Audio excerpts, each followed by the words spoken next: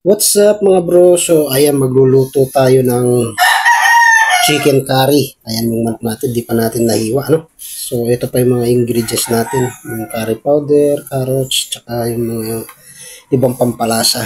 Ayan, no? At ito yung gagamitin natin kawali. Ayun. So ayan, prepare na natin. So naglagay muna na tayo ng mantika at painitin lang muna natin ng konti. Ayan, at i-chop na natin tong ano natin. So ito ready na itong ibang ano natin.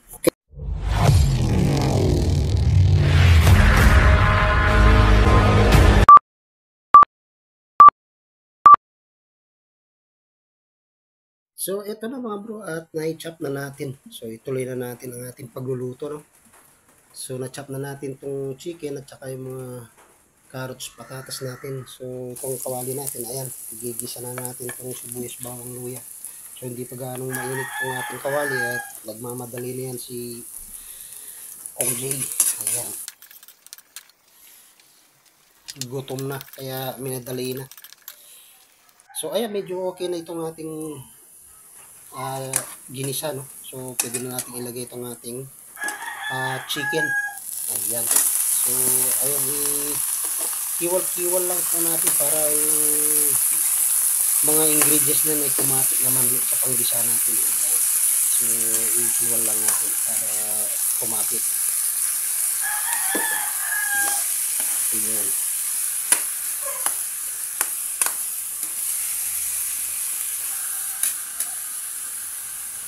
So konting ano lang yan. Ayun, medyo umoke na yung kulay. So bago natin siya lalagyan ng tubig at ng mga iba pang ingredients.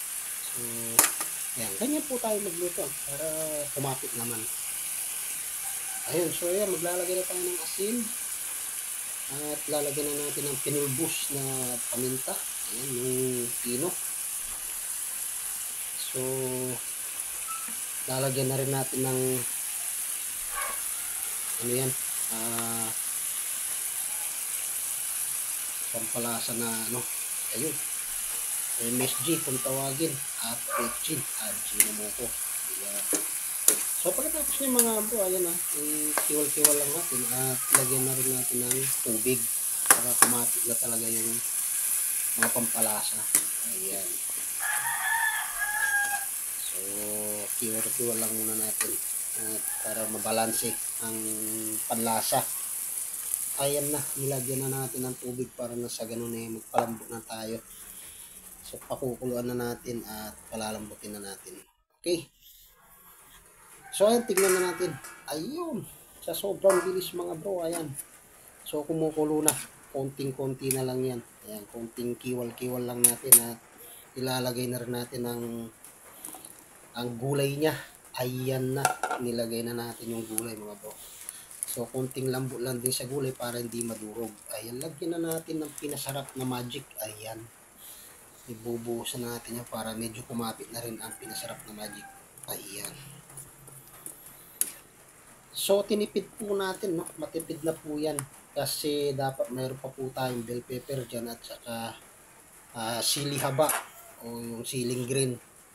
Ayan. So takpan natin. Okay. Ayan na mga bro, at lumambot na nga itong ating wala rin siyang tubig, no? So ilagay na rin natin ang pampalasa niya na curry powder. Ayan.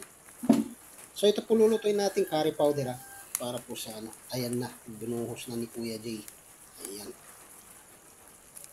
So iba-iba po technique ng pagluluto, no? Yung iba pwede rin po naman ilagay nyo na sa tubig yung powder para na sa ganun buhos nyo na may tubig. So ang akin po ay binudbud ko na lang dahil wala akong tagahawak ng cameraman.